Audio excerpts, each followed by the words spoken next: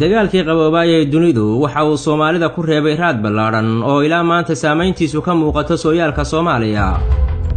1977kii dagaalkii dhex maray Soomaaliya iyo Itoobiya ayaa ugu xoog badnaa waxyeeladii dagaalkaasi ku yeeshay Soomaalida. xilliga wax taageeraha Soomaalidu kama helin caalamka. taa beddelkeeda quwadihii adduunka iyo dawladaha ay xulufaysteen ayaaba isu kaashaday inay jabiyaan awooddii Soomaalida. barnaamijkan waxaanu ku soo xigan doonaa 3 sarkaal oo Raashiyaan ah oo ka warramaya dagaalka iyo qaabkii uu dhacay. saraakiishaasi waxay war siiyeen TV-ga RT ee Russia.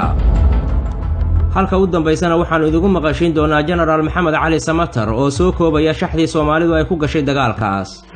laakiin ciidankii libaaxi geeska Afrika la baxay bisad baa ka soo saaray.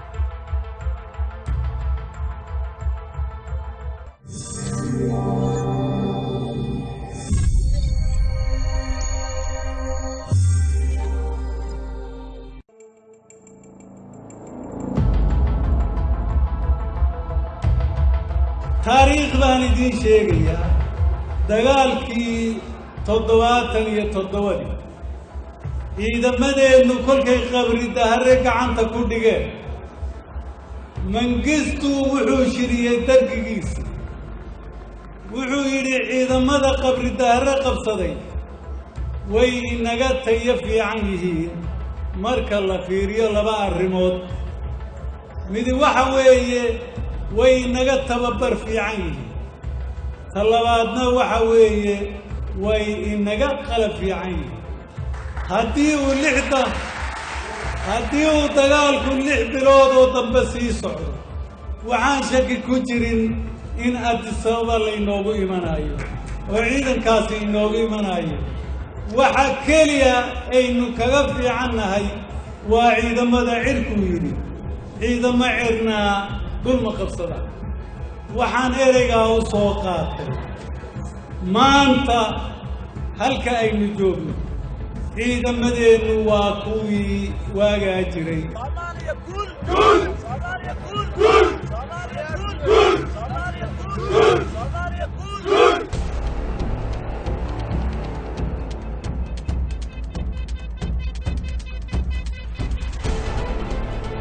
xilligii uu socday dagaalkii qaboobay ee dunida midowga Soofiyeedka iyo Mareykankuba aad bay u daneynayeen mandaqada istiraatiijiga ah ee geeska Afrika. labada dhinac waxay u kala baratamayeen sidii ay saameyn ugu yeelan lahaayeen marinbiyoodyada iyo dawladaha curdinka ah ee ka taliya geeska Afrika.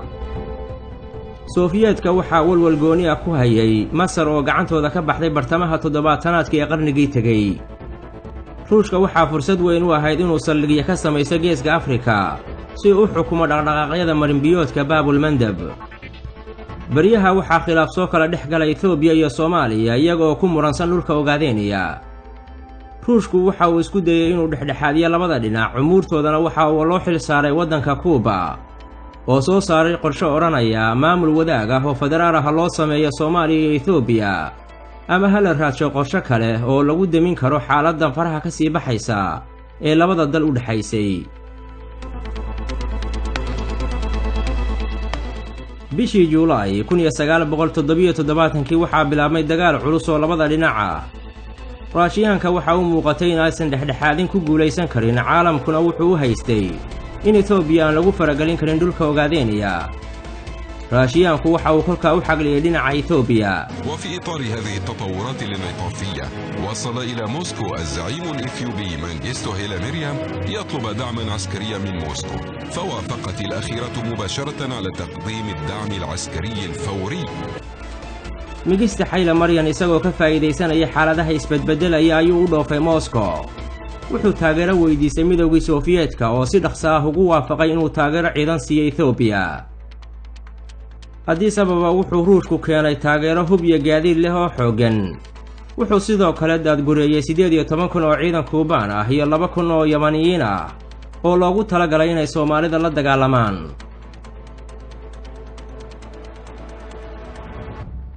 Soomaalidu iyagoo awoodooda kaashanaya ayay sabaabuleen oo dagaalkii galeen durbana waxay guula ka soo hooyeen safafkii hore ee dagaalka. waxayna ku sii siqeen 3 meelood oo hal meel dhulka Itoobiya aaminsanayd inay leedahay. sida uu sheegay jenaraal maxamed cali samatar ciidanka Soomaalidu xilligaa tiradoodu waxay ahayd 50,000 ilaa 100,000 oo ololihii dagaalka lagu qoray.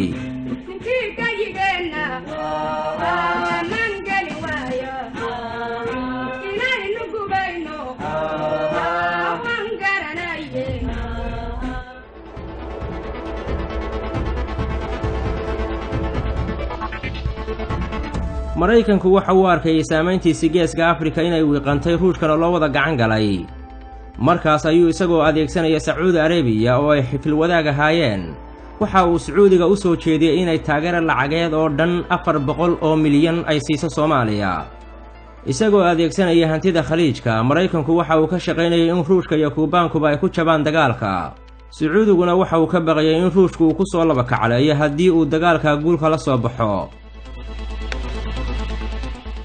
وعندئذ قرر الأمريكيون التأثير على الوضع باستخدام البلدان الحليفة لها في المنطقة، وأصبح على المملكة العربية السعودية دفع فواتير الدعم العسكري الأمريكي للصومال في حربها ضد إثيوبيا. وكانت الولايات المتحدة تراهن على إغراق السوفييت والكوبيين في المستنقع الإثيوبي بأموال خليجية. جنرال ستانستاف منستيف oo ka mid ahaa saraakiishii hogaaminaysay dagaalkii xulafada ayaa sheegay in Itoobiyaanku xilliga aanayba lahayn khibrad dagaal oo xataa aanayba aqoon buuxda u lahayn sidii ay u isticmaali lahaayeen hubkii ay haysteen marka laga reebo 2 batalyan oo hore uga qayb galay dagaalkii Kuuriya. xilligaasna uu Maraykanku tababar siiyay باستثناء إعداد كتيبتين خاصتين. midowgii Sofiyeetku waxa uu tababaro u furay ciidankii Itoobiyaanka waxaana furintii dagaalka galay 18,000 oo askari oo Kuubaan ah.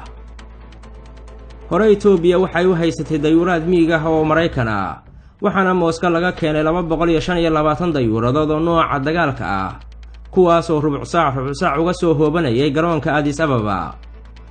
waxa kale oo tababar socday gawaadhida dagaalka noocyada hubka ee kala duwan iyo askar dagaal oo inta Mooska laga keeno Yemen shidaal laga soo siiyo dabadeedna ka degayay wadanka Angola. sarkaal kale oo Raashiyaan ah oo goobta dagaalka ka qayb galay ayaa isaguna wuxuu leeyahay وبحسب شهادة أحد المشاركين في معركة أوغادين الرائد فيكتور كوليك فإن الأثيوبيين ما أن رأوا دبابات صومالية حتى فروا هاربين. ciidamadii aan hogaaminaynay ee Itoobiyaanku markii ay arkeen ciidankii Soomaalida ayay dib u ruqansadeen. markaas ay atran lagu cadaatay Kuubaankii iyo saraakiishii Ruushkana way aamini waayeen. waxaa taa ka darnaa Soomaalidu waxa ay nagu garaacayeen gantaalihii aanu siinay iyo tababarkii saraakiisha Sofiyeetku siiyay.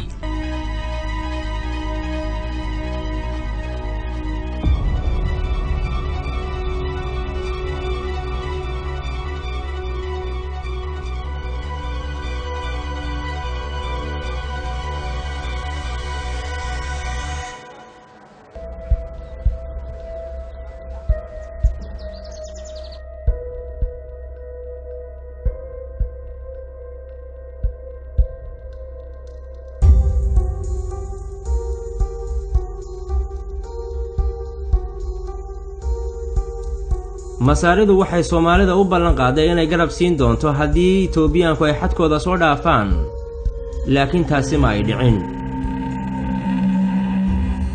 General Maxamed Cali Samatar ayaa dhinaca Soomaalida hogaaminayay isagoo koobaya qaabkii dagaalka ay u waajaheen wuxuu yiri ciidana isma lahayn ciidanka Itoobiya ciidan isur taagi karo ayaa Afrika ay leedahay cidna kuma fikireen marka laakiin ciidankii libaaxi geeska Afrika la baxay bisad baan ka soo saaray muddo bilooyin aan badneen gudaheed haddaanan loo soo gurmanna dibadda aan looga soo gurmanin oo dawlada waaweyn iyo ciidamo badan coalition ciidamo isbahaystay badan ayaan u soo gurmanna xaaladda intaa waa ka duwanaan lahayd.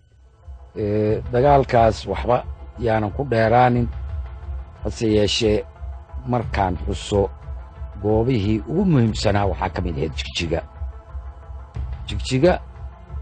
ciidan xoog leh Itoobiyaanka markaa uu u joogay ciidamadooda taankiga ayaa fadhin jiray sideedana waxay leedahay jigjiga difaac adag oo dabiici ah buuraaley weeye markii difaacaas la abaabulo la qodo waay la yaqaanaa sahal laguma mari karo isma ayan lahayn Etoobiyaanka karamardha ayay jiiri karaan Soomaalida oo muddo gaaban ku jiiri karaan isma ayan lahayn dagaalka Jigjiga aad buu runtii u adkaa qallafsanaa daan xusuustayda dib ugu noqdo 14 casho ayuu nagu qaatay Jigjiga inaan ka takhalusno Jigjiga waa dhaafnay waa la wada ogyahay harar markaan marayno ayaa ay noqotay inaan ka soo oo ciidamo kale iyo awood laga badan ay soo gashay meesha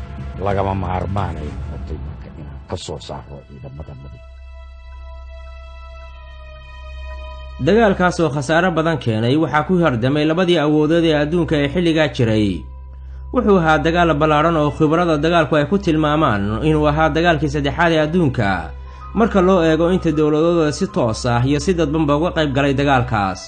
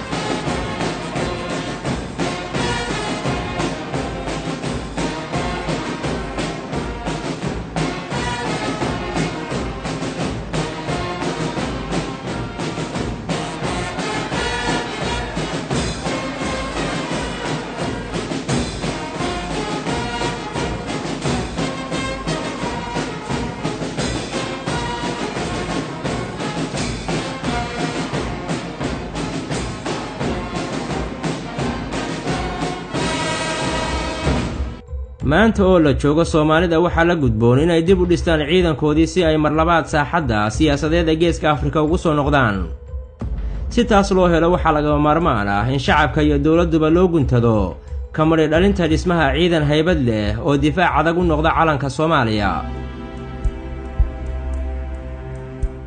ciidamada qalabka sida waa kuwii naga soo saaray abaarihii aan soo marnay waa kuwii markii aan baranaynay af Soomaaliga ka qayb qaatay ololaha waa kuwii